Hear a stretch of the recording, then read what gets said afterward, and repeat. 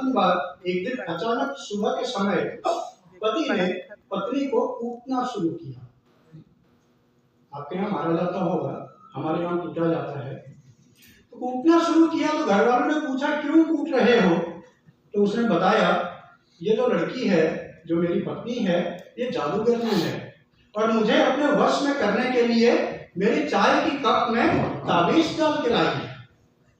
तो वो बात में पता चला कि ग्रीन टी थी। आज भी आप देखो ताबीज वाली चाय पी है। इसीलिए मुझे वो चुटकुला याद आया। देखिए भोलापन अपने आप में कितना होता है, इस बात को समझें। एक व्यक्ति की एक टांग टूटी, हॉस्पिटल पहुंचा। हॉस्पिटल में उसने देखा कि एक व्यक्ति की दोनों टांगें टूटी हुई हैं। तो उस आदमी ने दोनों टांग टूटी हुई व्यक्ति से पूछा, भाई साहब आपकी दो पत्नियां हैं क्या?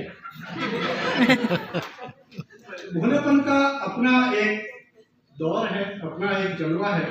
इससे बाहर निकलते हैं और एक छोटी सी कविता की ओर निकलूं। इससे पहले एक और चीज, जज साहब ने कटघरे पर खड़े अपराधी से पूछा कि बताओ तुमने मौलाना साहब के पैग में जहर क्यों मिलाया? तो अपराधी ने कहा कि साहब वही बोले थे। जज ने पूछा क्या बोले थे? तो अपराधी कहता है कि वही बोले थे, बिस्मिल्लाह रहीम। उसने कहा अबे बिस्मिल्लाह रहीम कहा होगा। कई बार बोला कुछ और जाता है, समझने वाला कुछ और समझ लेते हैं। इन बातों का भी हमें विशेष रूप से ध्यान रखना चाहिए। एक टीचर ने कक्षा में पूछा, अच्छा बताओ वो कौन सी चीज है जिसे जितना खींचा जाए वो उतनी ही छोटी हो जाती है? कक्षा के अंदर एक बड़ा शरारती बच्चा बैठा था। बोला सर जलती हुई बीड़ी। जितनी खींची जाए उतनी छोटी। स्वरचित रचना की ओर आता हूं। मैंने एक छोटी सी रचना लिखी। रचना का शीर्षक दिया एक कोना घर में। और इसके अंतर्गत पंक्तियां देखें। समय के साथ बड़े होते बच्चे और बूढ़े होते माता पिता, दोनों का एक बहुत ही अजीब सा रिश्ता दिखा। पिता ने न बताया जैसे कभी कि वो परेशान क्यों हैं।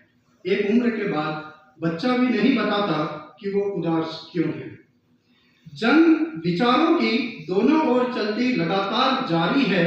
आज किसी और की तो कल शायद अपनी बारी है।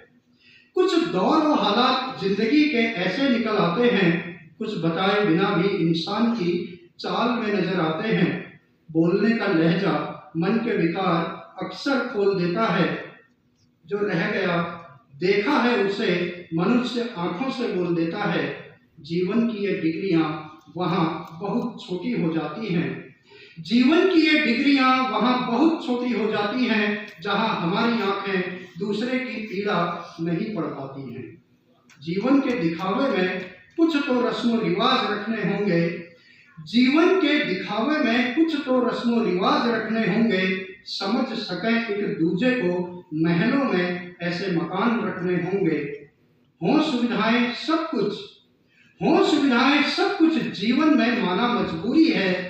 एक कोना घर में जज्बातों का होना भी जरूरी है। एक कोना घर में जज्बातों का होना भी जरूरी है। बहुत सुंदर सर, बहुत बहुत धन्यवाद। आज जज्बातों की बहुत कमी